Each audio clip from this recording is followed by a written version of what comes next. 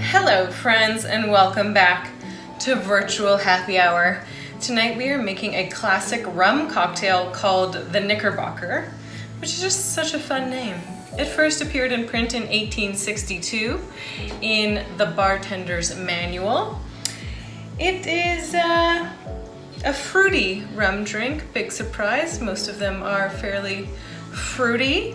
And we're gonna be using just a little bit of orange liqueur. If you have orange curacao, use that. I'm using Cointreau. We're gonna be using an aged rum. I'm using El Dorado, simple syrup, fresh raspberries, lime juice, and you're gonna need crushed ice. So if you don't have a Lewis bag or you don't have a crushed ice function on your freezer, put inside of a Ziploc bag, inside a cloth grocery bag, or just like wrapped in a tea towel even. Put your ice in the Ziploc and then smash it with a rolling pin. That's probably your best bet to hack it. So hot tip, thanks to my friend Quinn that gave me that suggestion to share with you. Let's go ahead and get started. We're gonna start by creating the raspberry syrup. So you're supposed to make raspberry syrup, but we're just gonna kind of hack it by muddling the raspberries in the syrup. So you're gonna need ½ an ounce of simple syrup. There we go. And I'm gonna add 4 fresh raspberries and just give it a quick muddle. Again, this is gonna make our lives a little bit more difficult when we strain because we're gonna have the pulp of the raspberries in there. So in case you've missed my stories throughout the day, I'm going to be on Robin J's Cocktails tonight, going live on her IGTV at 9 p.m. Eastern. So stay tuned for that. We talk some serious shit. Didn't get to cover all of the ground of the terrible and frustrating conversations I had on Bumble last week, so I'll go ahead and update you now. So we're gonna use a teaspoon or 1/6 of an ounce of orange liqueur. So again, I'm using Cointreau, so just like a little teensy bit. A teaspoon is 5 milliliters. A tablespoon is 15 milliliters. A teensy bit more. There we go. 2½ ounces of rum. So boozy, but we're gonna get lots of dilution as we drink this because of the crushed ice.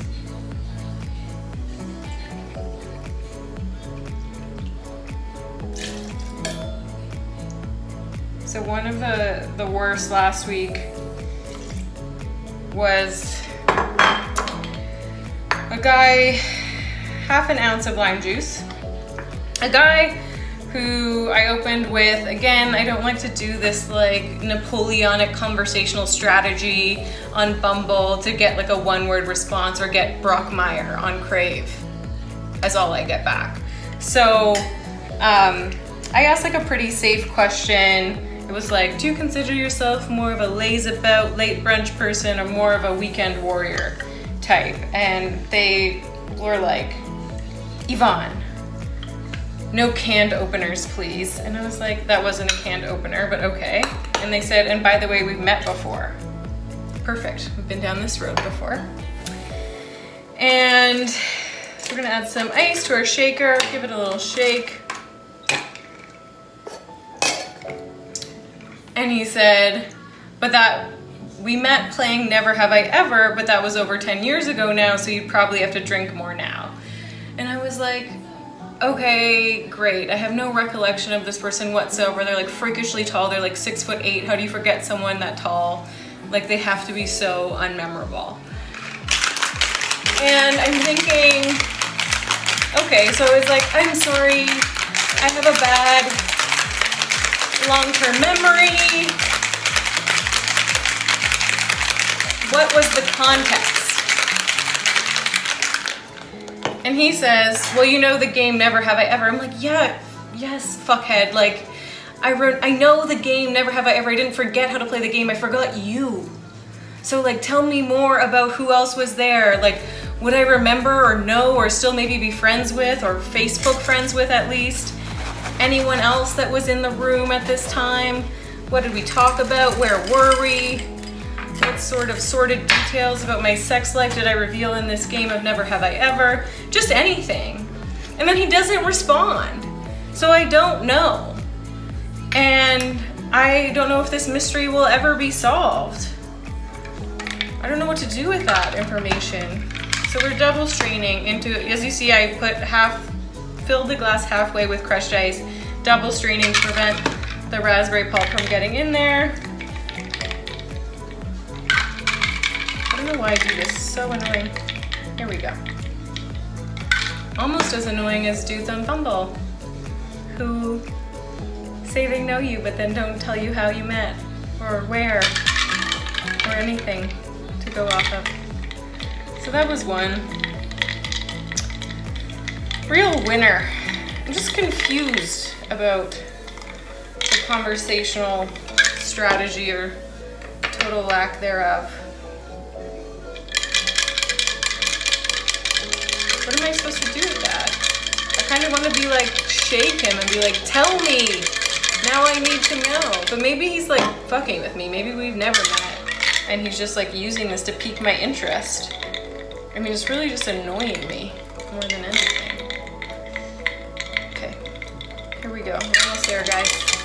I know it like takes way longer. The episodes are longer when I double strain. Also, the sound's kind of annoying. Okay, that's good. So now we're gonna top it up the rest of the way with our crushed ice, and we're gonna do fun little garnish, very sort of tiki inspired.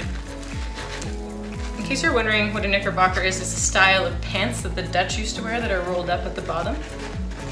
Also, subsequently used to refer to people living in New York who were of Dutch heritage.